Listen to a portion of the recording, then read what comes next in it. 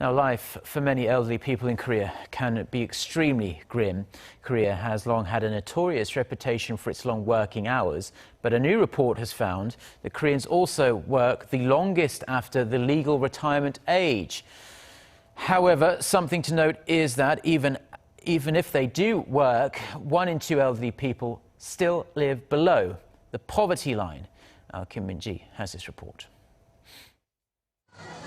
Koreans are working more than anyone else in the OECD. According to an OECD report, the actual age at which Korean men retired stood at 72.9 years in 2014. That's up 1.8 years from the previous year and puts Korea #1 among 34 OECD member countries. The situation wasn't much different for Korean women, who left the job market completely at nearly 71 years old, topping the 70 mark for the first time ever.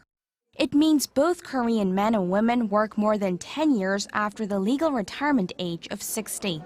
However, just because Koreans are working longer, it doesn't mean they're making big money. They are, in fact, some of the poorest elderly people in the OECD.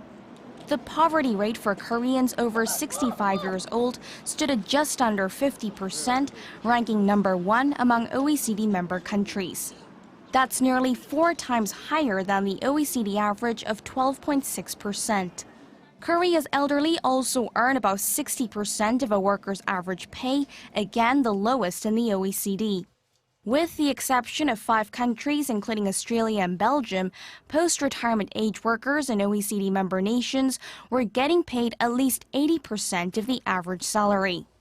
Experts say Koreans end up working after the official retirement age as they need to support themselves due to a lack of income and assets after retirement, and as a majority haven't been able to tuck enough money away.